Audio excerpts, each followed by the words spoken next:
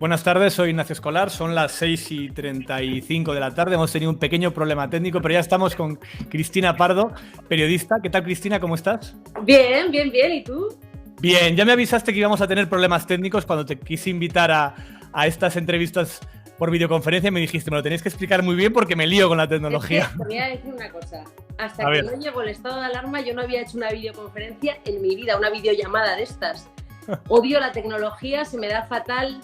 Eh, pues al principio para hablar con mi familia probé tropecientos programas distintos, no era capaz de entrar. O sea, un desastre, porque además no me interesa nada. Que es lamentable, pero es así. Y entonces, eh, o sea, sufro muchísimo porque no me entero de nada, pero bueno, oye, aquí estamos.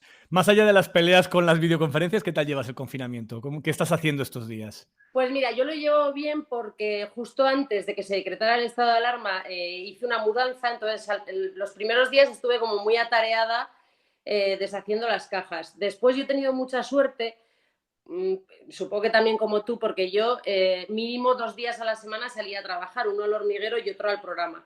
Entonces, quieras que no, eso ya es un pequeño alivio. Quiero decir que me imagino que la gente que no tuviera ninguna posibilidad de salir, pues Claro. lo vería de otra manera distinta. Entonces, desde ese punto de vista, luego además yo soy muy casera, me gusta mucho leer. eh, entonces yo estaba en mi salsa, la verdad, metida en casa. O sea, en ese aspecto no me fastidia tener que quedarme en casa. O sea que, y luego pues he visto muchas series, en fin, de todo un poco. Estás aprovechando el tiempo en casa. Una mudanza es una buena tarea para aprovechar estos días. ¿Te imaginaste alguna vez en tu vida que íbamos a vivir algo lejanamente parecido a esta situación? No, no, en absoluto. Además es que yo no me he cogido nunca una gripe. Ya. Yeah. Nunca he faltado al colegio ni a la universidad por razones de salud. Solamente había faltado una semana en mi vida a trabajar por una hernia. Entonces yo, para mí, los problemas de salud, no sé, es una cosa como que siempre me he sentido muy afortunada. Entonces yo no podía imaginar que, que, que, que íbamos a ver algo así. Yo me acuerdo al principio del todo y tal, porque mi padre, bueno, mis padres son médicos y mi padre nos decía, tomaros en serio esta epidemia, ¿eh? Que tal. Y bueno, pues al principio, yo qué sé, y luego sí que recuerdo una sensación muy rara cuando ya decretan el estado de alarma y ves que la cosa va muy en serio, intentas lamentar, o sea, que es un ejercicio un poco ridículo, pero intentas reconstruir tus pasos del mes anterior, como diciendo, a Yeah. ver si me he podido contagiar. Y claro, es ridículo, porque tú has estado haciendo vida normal, has ido a conciertos, has ido, en fin, yo qué sé. Y entonces, bueno, luego ya una vez que empieza el estado de alarma, tú ya sabes lo que haces en el día a día, es un entorno mucho más controlado. Y entonces, bueno, pero yo sí que recuerdo aquellos primeros días de... Y luego otra cosa que me ha sorprendido muchísimo, que nunca creí que era así, es cuando te pasan estas cosas el profundo desconocimiento que hay. Y claro, cada día era una cosa. Ahora, pues en el plástico el virus dura no sé cuánto. A las 3 semanas la Organización Mundial de la Salud decía que no hay constancia de que uno se pueda... Es decir, era de Sí. pronto como una ensalada de datos y un desconocimiento y claro, y luego otra cosa es que te parece siempre en este contexto que la ciencia va como muy lenta, ¿no? Cuando los pobres encima vas, quiero decir que es un trabajo de chido, vamos, es horrible. Y entonces, pues te parece que va como muy lenta cuando en el fondo tienen que tener una presión para trabajar Yeah. que es horrible, pero bueno. ¿Cómo has visto la labor del gobierno en estos meses? Tú que tienes muy buenas fuentes políticas, has hecho mucho tiempo parlamento, ¿qué te está pareciendo la vida política estos días? A ver, la vida política en general me parece un espanto, ya me lo parecía antes, Y ahora un poco más, ¿no? pero sí, pero ahora me parece. O sea, yo no sé, es que no sé qué tiene que pasar para que los políticos lleguen a algún acuerdo. O sea, con miles de muertos encima de la mesa no te lo puedes explicar. No te explicas que no sean capaces de ponerse de acuerdo en un mínimo o que incluso haya partidos que se pongan de acuerdo, como ha pasado ahora con el gobierno y Ciudadanos, y eso suponga una molestia para otros partidos, porque Sí, piensas, sí, y bueno, un goteo de dimisiones, además. claro, y entonces no sé, piensas, pero bueno, si es que en esta situación todos estamos igual de indefensos, todos somos igual de vulnerables, entonces eso me deprime un poco, la verdad. Y la actuación del gobierno, pues he pasado por diferentes estados de ánimo. Al principio me daba mucha, bueno, yo pensaba que si yo me dedicara a la política, esto es algo que jamás querría vivir. Ya. Y siempre piensas que nadie lo hace mal deliberadamente, porque nadie quiere que se le mueran sus ciudadanos. Y entonces, pues al principio yo estaba en esa sensación. Luego es verdad que van pasando los días y bueno, pues se han hecho cosas mal. Eh, pero como te digo, a mí me hubiera gustado que hubiera acuerdos y también desde el punto de vista del gobierno, porque pienso que de esa manera tú compartes los aciertos, pero también los errores. Y, Mm. y no sé, y tampoco entiendo la oposición, porque pienso, es que tú no estás en el gobierno, está otra persona. Entonces esa persona, desde las decisiones que él considera, te presenta lo que él considera que hay que hacer. Pues claro que todos lo haríamos de manera diferente. Ahora todos llevamos un científico dentro. Antes Entonces, todo el mundo yo llevaba un a mí seleccionador me de deprime. fútbol y ahora un epidemiólogo. Eso es. O sea, a mí me deprime esta situación. Creo que nos ha tocado probablemente el peor momento que muchos de nosotros vamos a vivir con los políticos más mediocres. En fin, no me gusta, no me gusta. Mm. Tengo varias preguntas de socios que me preguntan por tu programa, ¿no? Muchas de ellas es una pregunta que a mí me hacen siempre. Oye, pero ¿por qué lleváis a tertulianos conservadores a tu programa? ¿Qué le responderías a los que se quejan siempre de que haya tertulianos más a la derecha o muy a la derecha dentro de tu programa? Pues es que a mí me encanta escuchar a todo el mundo. Hay cosas que no comprendo y especialmente estos días, que es, por ejemplo, si un periodista le hace una entrevista dura a un dirigente de izquierdas, ya le mandan a trabajar a 13 Televisión, en Twitter, los comentarios, estás para irte a 13. Si le haces una entrevista dura a un dirigente de derechas, automáticamente la secta, tal, no sé qué. Entonces, a mí me gusta escuchar a todo el mundo y considero que todo el mundo es interesante y entonces, no sé, a mí es que no me molesta que haya gente que piense distinto. Me sorprendía un poco estos días la polémica que había, pues porque había opinado Rafa Nadal o Luis Figo o Iñaki Gabilondo. O sea, no entiendo por qué todos nos creemos con más derecho a opinar que los demás. Si es que no tenemos que estar todos de acuerdo. Entonces, no sé, a mí me sorprende mucho esa polémica. A mí me gusta escuchar a todo el mundo, nadie me molesta salvo que sea una persona que insulte o que, en fin, que sea un horror. Pero bueno, yo es que con Maruenda tengo una relación personal especial y no sé, no entiendo por qué la gente solo quiere ver a personas que opinen como él o no sé, no.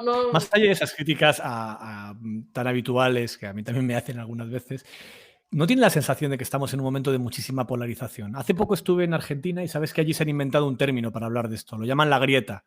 Dicen que el país se ha roto tanto que en medio hay una grieta y que hay dos extremos, dos posiciones, no tanto como dos extremos, y que en medio no cabe nada, o estás en un lado o estás en el otro.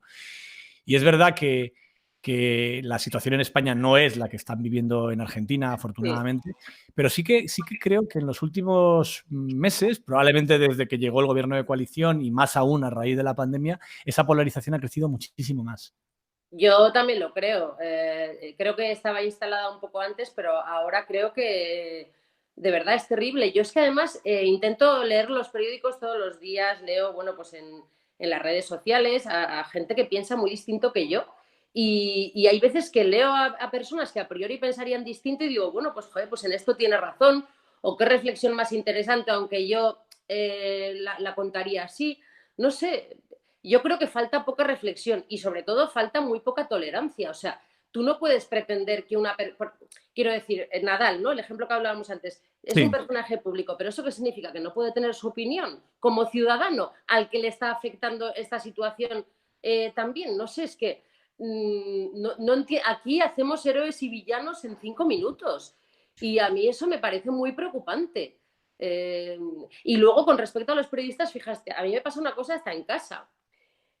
Mis padres, los domingos o los lunes, Sí. tal, me dicen, joder, pues en el programa de ayer tal cosa, o esta entrevista que hiciste tal. Y yo a veces pienso, pero tú le dices a mi hermano informático cómo tiene que programar, le dices a un diseñador de letras cómo tiene que diseñar la tipografía, no sé qué, ¿no? Entonces, la gente, pues todo el mundo opina sobre nuestro trabajo, se ve, y, pero todo el mundo puede opinar menos nosotros. Es que es como raro, no sé. Y bueno, pues al final tienes que aprender a convivir con ello y que seas héroe y villano en 5 minutos, y es así, yo qué sé. Y a mí no me gusta, ¿eh? A mí me gusta más el término medio y reflexionar y unos días estar de acuerdo con alguien y otros días estar de acuerdo con otra persona. Es que con Pedro Sánchez puedes estar de acuerdo un día, 3 no, 3 sí, 2 no. Y lo mismo pasa con todos los líderes políticos, al menos a mí. Entonces, convertirlo todo en conmigo contra mí, a mí es algo que me horroriza, vamos. Hay un socio que firma como Ángel que te pregunta por el humor, por tratar los temas políticos con humor. Tú has sido durante mucho tiempo periodista de política pura y dura y luego después empezaste en lo que de repente te gusta, que lo sé, que es el tema del humor también. Sí.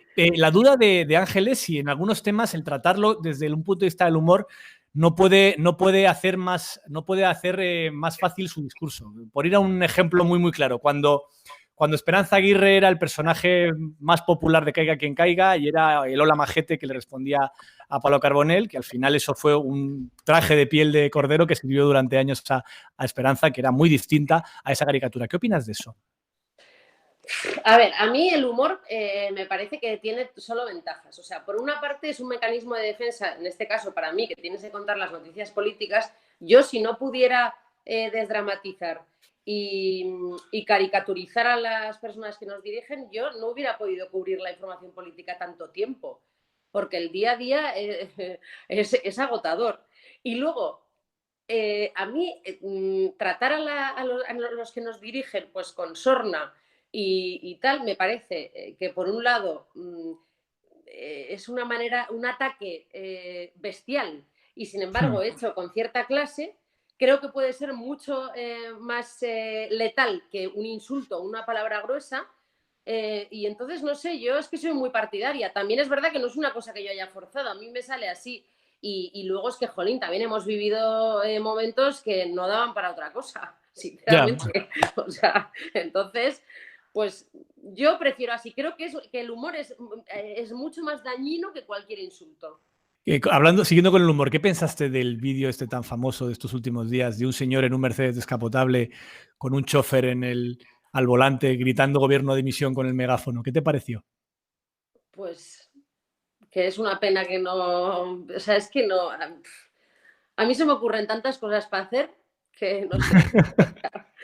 No sé, quiero decir, bueno, pues ese señor se siente bien saliendo así. Por lo menos, mira, estaba guardando la distancia de seguridad. Sí, esta vez sí. Claro, o sea, con él y con el chofer. Con el resto y con el chofer. Yo qué sé. Y mira, y el chofer por lo menos mantiene su puesto de trabajo. Yo qué sé, es que no sé qué pensar. O sea, yo no lo hubiera hecho nunca. Pero bueno, pues yo qué sé. Una socia que firma como MAE te pregunta si tienes que morder mucho la lengua cuando haces las preguntas a los invitados de tu programa. No, no. No, es verdad que lo que sí que me gustaría, no es que me tenga que morder la lengua, pero hay veces que si me están vacilando o creo que lo que han hecho no está bien, me pongo demasiado... Quiero decir que probablemente no debes entrar en un combate dialéctico con la otra persona y que ella se explique y que quede en evidencia, pero a mí a veces me pueden los demonios. Pero vamos, morderme la lengua no. No. ¿Cómo lo haces? ¿Improvisas mucho en las entrevistas? ¿Lo llevas muy preparado? Totalmente. A mí, por ejemplo, en mi programa, cuando yo llevo el pinganillo, como, Sí, vamos, como prácticamente todos los todos que los presentadores. hacemos televisión, y yo, por ejemplo, a mí no me gusta que me hablen durante las entrevistas, porque yo me hago una tarjeta con los temas que quiero tratar. Pero claro, también va en función de lo que te contesten. Entonces a mí no me gusta que me hablen durante las entrevistas porque si no, no me entero de lo que me están diciendo y te pueden haber respondido una barbaridad y tú no contrarrestar porque no lo has oído. Entonces, en ese aspecto me gusta poco que me hablen y me gusta escuchar al entrevistado. Sí que intenta saberte un poco el tema, pero bueno, sí, más o menos con leerte los periódicos y apuntarte 4 cosas para que no se te olviden, ya vas tirando. ¿Cuál ha sido la más difícil que te ha tocado de las entrevistas?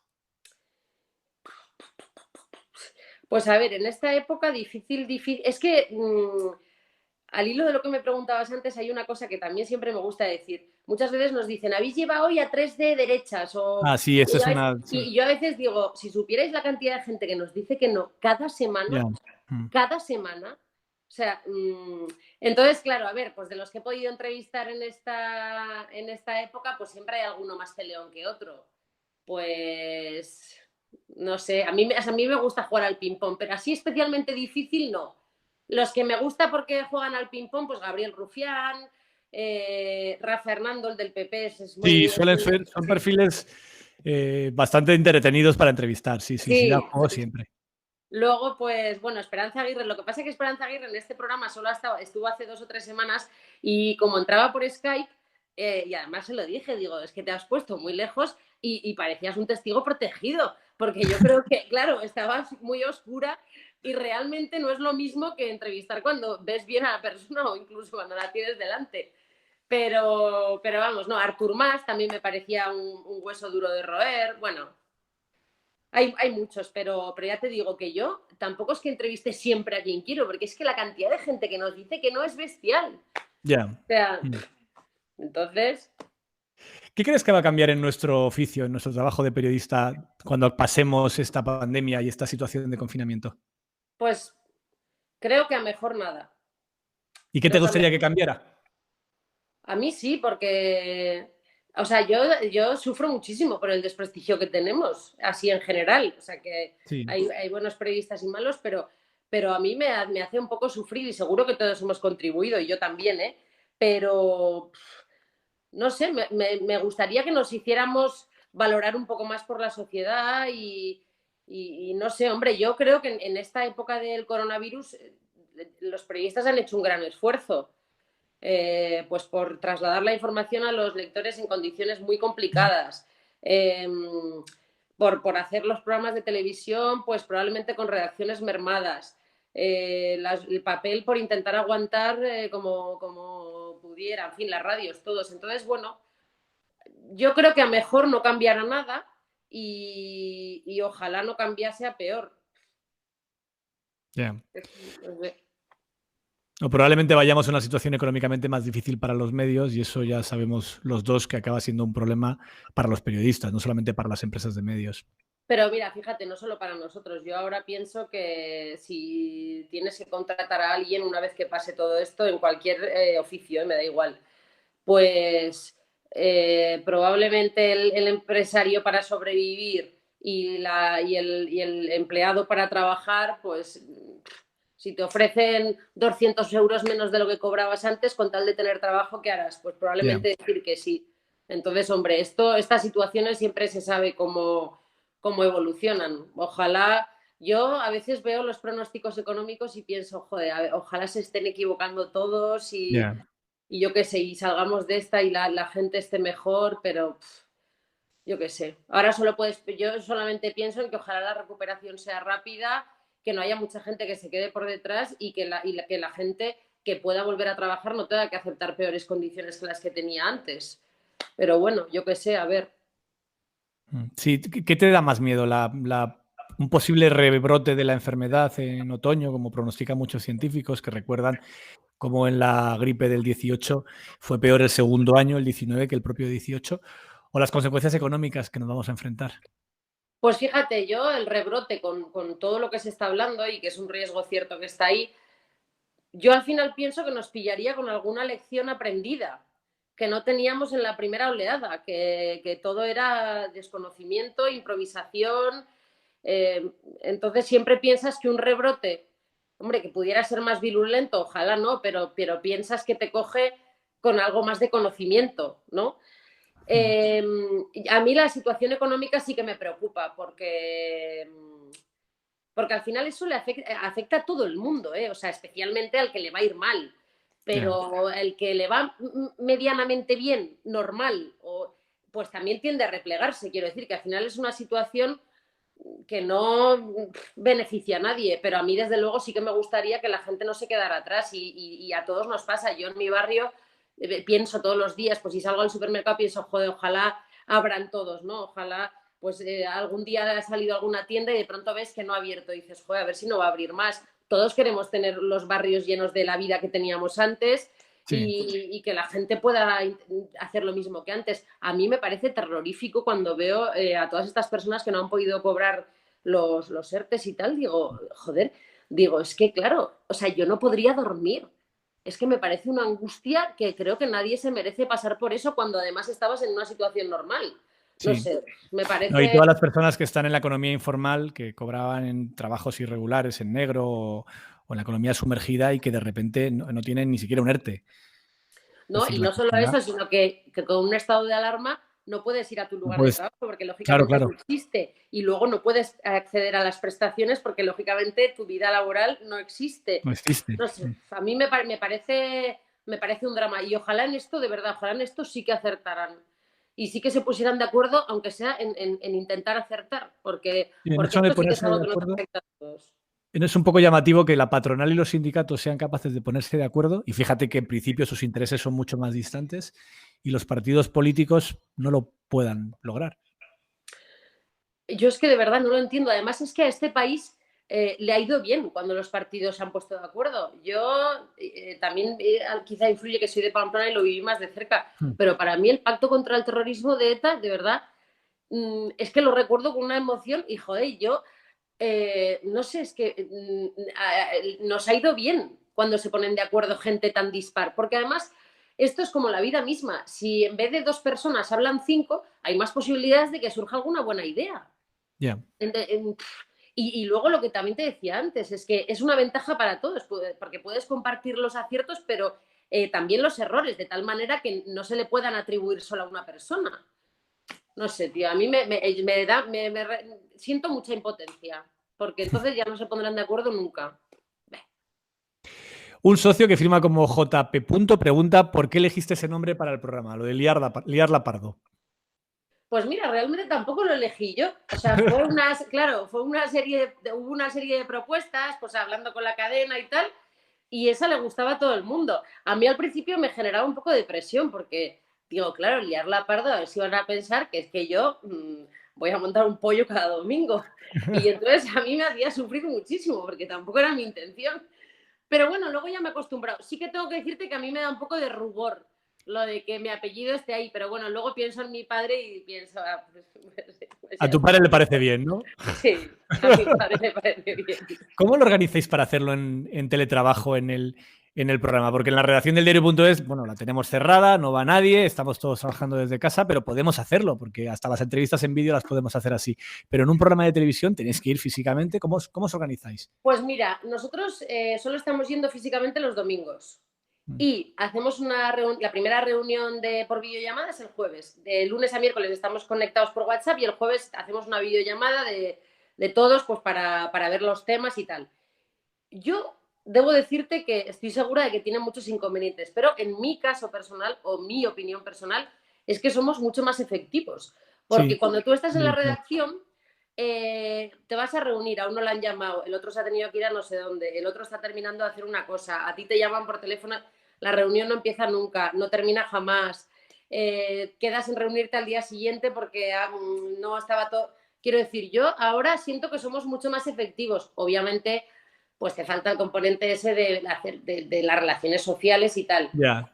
Pero, y luego en esta época yo sí que, claro, los Skypes facilitan mucho que la gente esté por la labor de entrar el domingo, pues los famosos con los que hablamos todos los domingos, en fin, deportistas, actores, tal. Porque no les cuesta nada, al final son 15 minutos, no tiene que ir nadie a su casa a montar una cámara y montarle ahí una parafernalia, tal. Entonces, bueno, esa es otra ventaja. No lo sé, yo estoy segura de que tiene inconvenientes, pero en nuestro caso ha sido todo bastante fácil, bastante fácil.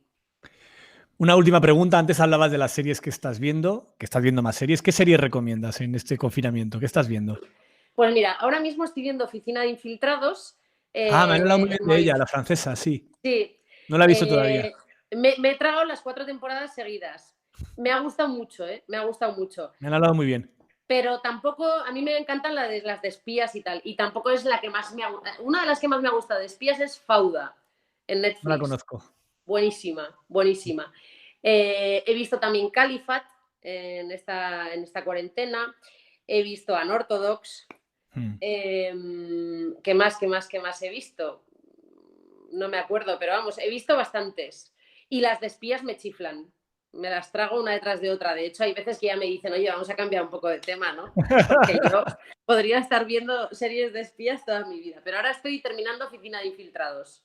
Pues me la voy a ver porque me han hablado muy, muy bien de ella. O sea que Está muy bien, está muy bien. te cojo la recomendación. Yo te aconsejo Barón Noir, también francesa, no sé si la conoces, que es de ¿Dónde? política. Está en HBO. No tengo HBO. Entonces no lo Oye, puedes ver. ¿sabes que llevo medio año diciendo, ¿qué hago? ¿Me hago HBO? Es un buen momento para hacerse de más series, sí. Ya, pero es que luego pienso, joder, pues si no abarco con todo lo que Sí, tengo. también. Pero llevo medio año diciendo, ¿qué hago? Al final me haré. Bueno, pues muchísimas gracias, Cristina, por esta entrevista. Gracias a los espectadores, a los socios y socias que nos habéis acompañado y por vuestras preguntas también.